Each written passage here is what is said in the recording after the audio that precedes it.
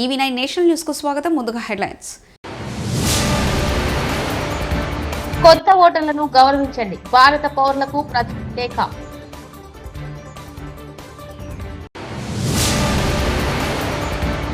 మాక్ assembly అద్భుతం. విద్యార్థులు అదరగొట్టారు. CM Chandrababu.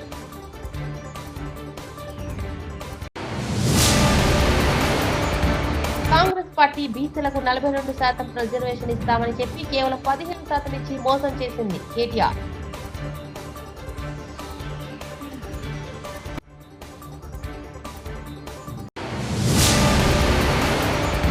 Jubilee Hills ఎమ్మెల్యేగా ప్రమాణం చేసిన నవీన్ యాదవ్. నేడు భారత రాజ్యాంగ దినోత్సవం సందర్భంగా ప్రధాని మోడీ దేశ ప్రజలకు ఒక లేఖ రాశారు. దేశంలో నూతన ఓటర్లను గౌరవించాలని అందులో కోరారు. ఓటర్లు తమ ఓటు హక్కును వినియోగించుకోవడం ద్వారా ప్రజాస్వామ్యం బలోపేతమవుతుందని పేర్కొన్నారు.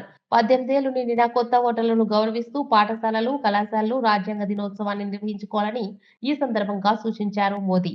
విధుల నిర్వహణ నుంచే హక్కులు పుట్టుకొస్తాయని, జాతిపిత మహాత్మా గాంధీ దీన్నే విశ్వసించారని ఈ సందర్భంగా ప్రధాని గుర్తు చేశారు.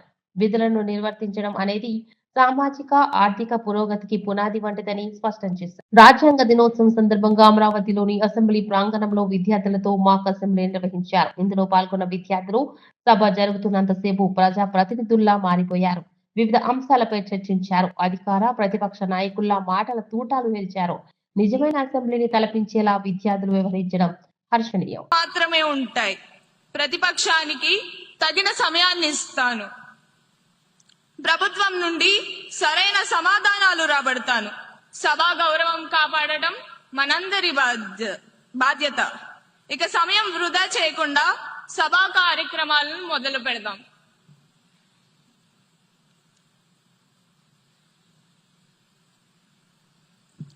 ఇప్పుడు క్వశ్చన్ అవర్ ప్రారంభం అవుతుంది. 241101 క్వశ్చన్ పై గౌరవ వ్యవసాయ శాఖ మంత్రి గారిని స్పందించవలసిందిగా కోరుతున్నాను. అధ్యక్ష, గౌరవ సభ్యులు అడిగిన మొదటి ప్రశ్న, ఈ సంవత్సరం ప్రభుత్వం ఎంతమంది రైతులకు విత్తనాలు మరియు ఎరువులు అందించింది అధ్యక్ష? దీనికి నా జవాబు అధ్యక్ష, 12 లక్షల మందికి. రెండో ప్రశ్న అధ్యక్ష, ఇటీవల వర్షాలు, తుఫానుల వల్ల పంటలు దెబ్బతిన్న ఎన్ని ఎకరాలకు ప్రభుత్వం నష్టపరిహారం ఇచ్చింది అధ్యక్ష? దీనికి సమాధానం అధ్యక్ష, 3.5 లక్షల ఎకరాలకు. మూడో ప్రశ్న అధ్యక్ష, రైతులకు సహాయం చేసేందుకు ప్రభుత్వం ప్రారంభించిన కొత్త రైతు కేంద్రాలు. జూబ్లీహిల్స్ ఎమ్మెల్యేగా నవీన్ యాదవ్ ప్రమాణ స్వీకారం చేశారు. ఈ రోజు నవీన్ యాదవ్ తో తెలంగాణ అసెంబ్లీ స్పీకర్ గడ్డం ప్రసాద్ కుమార్ ప్రమాణం చేయించారు. స్పీకర్ కార్యాలయంలో ఈ కార్యక్రమం జరిగింది. నవీన్ యాదవ్ ప్రమాణ స్వీకారానికి మంత్రులు శ్రీధర్ బాబు, అజారుద్దీన్, ఎమ్మెల్యే గణేష్, కాంగ్రెస్ నేతలు, నవీన్ కుటుంబ సభ్యులు హాజరయ్యారు. నిర్వహించబోయే కర్తవ్యాన్ని శ్రద్ధశక్తులతో నిర్వహిస్తానని దైవసాక్షిగా ప్రమాణం చేస్తున్నాను. తెలంగాణ శాసనసభ సభ్యుడైన నవీన్ యాదవ్ వి అనే నేను సభ నియమాలకు కట్టుబడి ఉంటానని, వాటిని అనుసరిస్తానని, సభ మర్యాదలను పాటిస్తానని, సాంప్రదాయాలను గౌరవిస్తానని దైవసాక్షిగా ప్రమాణం చేస్తున్నాను. మాక్ అసెంబ్లీ అద్భుతమని, విద్యార్థులు అదరగొట్టారని ఆంధ్రప్రదేశ్ రాష్ట్ర ముఖ్యమంత్రి నారా చంద్రబాబు నాయుడు వ్యాఖ్యానించారు. రాజ్యాంగ దినోత్సవం సందర్భంగా విద్యార్థులతో ఇవాళ మాక్ అసెంబ్లీ నిర్వహించారు. పాలక, ప్రతిపక్ష సభ్యులు రూల్స్ ను విద్యార్థులు ప్రదర్శించారు. మాక్ అసెంబ్లీలో సమకాలీన రాజకీయ అంశాలపై ఆసక్తికర చర్చ జరిగింది. సభ్యుల మధ్య వాదోపవాదాలతో రక్తి కట్టింది మాక్ అసెంబ్లీ. విద్యార్థుల మాక్ అసెంబ్లీకి ముఖ్యమంత్రి చంద్రబాబు, మంత్రి లోకేష్ హాజరయ్యారు. ఈ సందర్భంగా జాతీయ రాజ్యాంగ దినోత్సవ శుభాకాంక్షలు తెలియజేశారు. అనంతరం మాక్ అసెంబ్లీని ఉద్దేశించి సీఎం చంద్రబాబు ప్రసంగించారు. కాంపిటేటివ్ ఎగ్జామ్స్ ప్రిపేర్ కావాలి. నేను ఎప్పుడు స్టూడెంట్ గా హ్యాపీగా తిరుగుతూ ఉండేవాడిని. సెకండ్ ర్యాంక్ నాది క్లాస్లో కూడా. అయితే నేను ఆలోచించింది, నేను గాని రాజకీయాలకు వస్తే ఐఏఎస్ ఆఫీసర్ని కంట్రోల్ చేసే శక్తి నాకు వస్తుందని చెప్పి నేను ఆలోచించాను. That was my vision. అయితే విజన్ ఉంటే సరిపోదు, మీరు గుర్తుపెట్టుకోవాలి పిల్లలందరూ. దాన్ని ఎగ్జిక్యూట్ చేయాలనే ఆలోచన మీకు రావాలి. నిరంతరం శ్రమ చేయాలి. అందుకే మీరు చూస్తే ప్రతి ఒక్కరికి సంక్షోభాలు రాకుండా ఉండవు. ఏ సంక్షోభం వచ్చినా, ఏ కష్టాలు వచ్చినా ధైర్యంగా ఎదుర్కోవడమే కాకుండా ఎప్పటికప్పుడు సరైన నిర్ణయాలు తీసుకొని ముందుకు పోతే అది సాధ్యం అవుతుంది. అందుకే ఈరోజు నేను 9వ ఎమ్మెల్యేగా అయ్యాను. అంటే 45 సంవత్సరాలు. ఇక్కడుండే స్పీకర్ని మీరు చూస్తే ఆయన 7 సార్లు ఎమ్మెల్యేగా, ఒకసారి ఎంపీగా అయ్యాడు.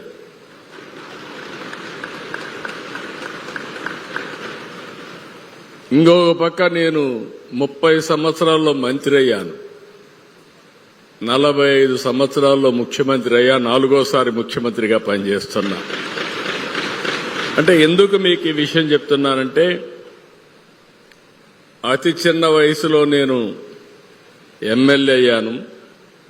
మీరు అతి చిన్న వయసులో, నాకంటే చిన్న వయసులో మాక్ అసెంబ్లీలో ఎమ్మెల్యే పాత్ర నాకంటే సమర్థవంతంగా నిర్వహించాను. నేను ఫస్ట్ టైం అన్నా అటు ఇటు అనుకున్నాను, కానీ ఇప్పుడు మిమ్మల్ని చూస్తే టోటలీ కాన్ఫిడెంట్. ఒకప్పుడు ఇంత కాన్ఫిడెన్స్ ఉండేది కాదు.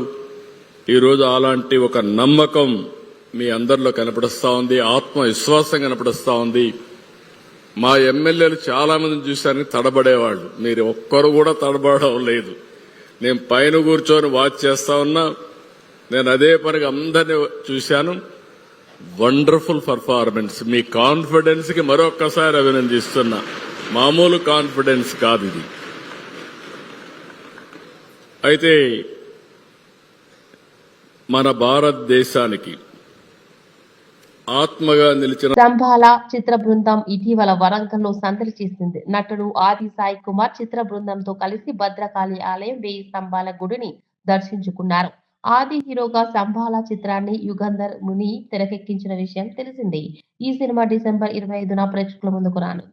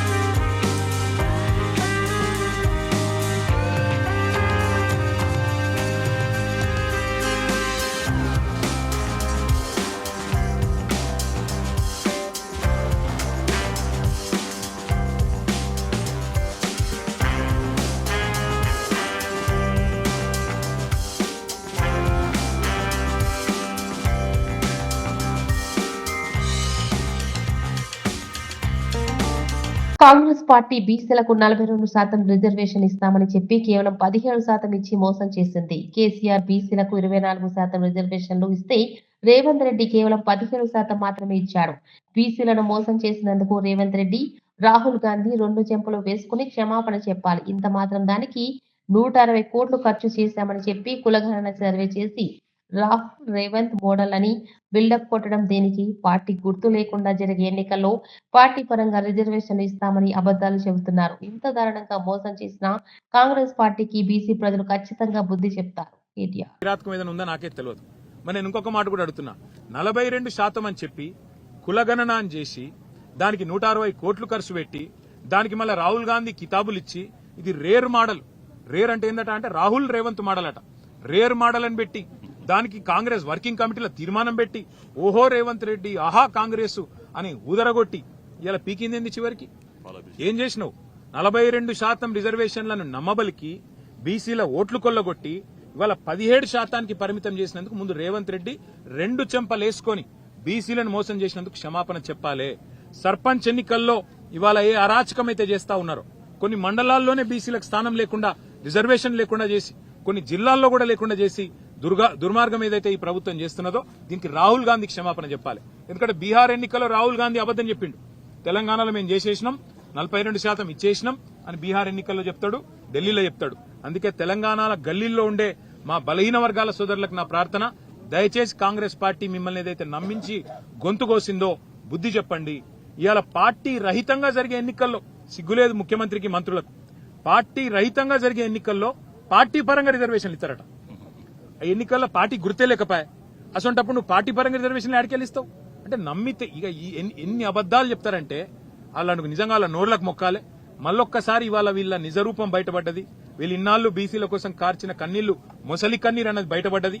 కాబట్టి బీసీ సోదరులు, ముఖ్యంగా సోదరిమణులు, మీరే బుద్ధి చెప్పాలా ఈ దుర్మార్గమైన ప్రభుత్వానికి అని చెప్పి మేము విజ్ఞప్తి చేస్తూ, ఈ రకమైన మోసాన్ని ఏదైతే కొనసాగించే ప్రయత్నం ముఖ్యమంత్రి ఆయన మంత్రులు చేస్తా ఉన్నారో దీనికి తప్పకుండా తెలంగాణ సందర్భానుసారంగా కసిదీరా, కాళోజీ నారాయణరావు గారు చెప్పినట్టు కసిదీరా కాలం వచ్చినప్పుడు కాటేసి తీరుతుందనే మాట కూడా వారికి విజ్ఞప్తి చేస్తాం. Thank you.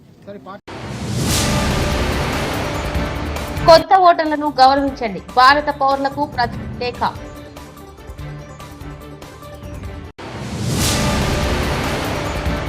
మాక్ అసెంబ్లీ అద్భుతం, విద్యార్థులు అదరగొట్టారు. సీఎం చంద్రబాబు.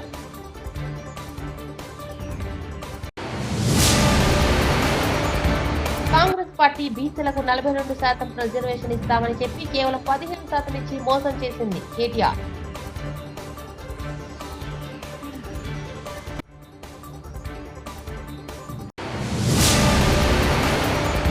జూబ్లీహిల్స్ ఎమ్మెల్యేగా ప్రమాణం చేసిన నవీన్ యాదవ్. ఇవి బులెటిన్ విశేషాలు. చూస్తూనే ఉండండి EV9 నేషనల్ న్యూస్.